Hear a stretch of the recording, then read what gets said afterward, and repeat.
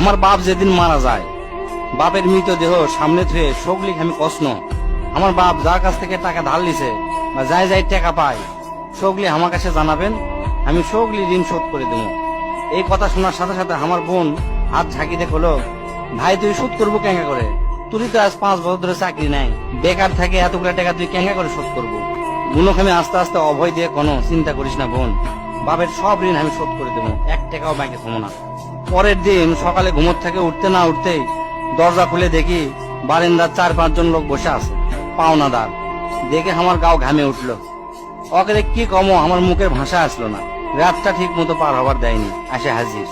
সামনে যাতে একজন খাড়া হলো, খাড়া হয়ে আমাকে করছে, আমি অমুক ব্যাংকত থেকে আসছি, আপনার বাপ তার বেটা বেটির নামে 20 লাখ টাকা ব্যাংকত থুয়ে গেছে, তাড়াতাড়ি ব্যাংকত আসেন।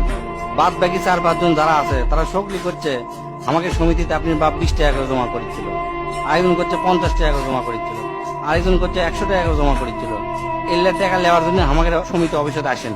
পরে সব হিসাব করে দেখি বাপ আমাকে জন্য প্রায় 37 লাখ টাকা জমি হয়ে গেছে। টাকাগুলা হিসাব করতে করতে আমার একদিন রাতের কথা মনে পড়ে গেল। ওই রাতে আমি আমার বাপক কষ্ণ, আপনি ক্যাঙ্কা বাপ, আমাকে ভবিষ্যতে আপনি কোন চিন্তা আছে? আপনি লাগাতে বাপ আমাকে দরকার নাই, কোনো টাকা পয়সায় দেন না আমাকেও, আমরা চলমো ক্যাঙ্কা করে। বাপ তখন মুস্তি হাসে কষলো, আমি আমার সাধ্য মতোই চেষ্টা করেছি, সময় হলে সব বুঝবার পারবো। সেই দিন ওই বাপের মুস্কি হাসে আমি বুঝবার পারিনি।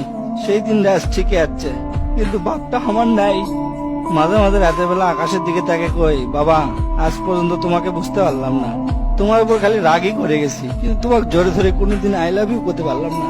আজ বুঝিচ্ছি, কৃষক তুমি 1 শার্ট পরে 3 বছর পার করেছিলা, কৃষক তুমি 1 স্যান্ডেল 32 বার সেলাই করেছিলা, তোমার কাছে ক্ষমা চাওয়ার সময়টাও দিলা না। আমাকে তুমি মাফ করে দিও আব্বা, জীবনে তোমার সাথে অনেক বেয়াদবি করছি। তার কয়েকদিন পর খোঁজলে দেখি আমার বাপ কারো কাছে 1 টাকাও বাকি করেনি, 1 টাকাও ঋণ করেনি, বরঞ্চ অনেক মানুষক টাকা ধার দিছে, তারা এসে দিয়ে গেছে। তাই তোর হাত পাও ধরে কই, দোস্তরা তোকে বাপ অনেকেই বেঁচে আছে, বাপের সাথে কোনোদিন বেয়াদবি করবো না। বাপ যে কি ভালোবাসে এখন বুঝবো না, পরে বুঝবো দোস্তরা।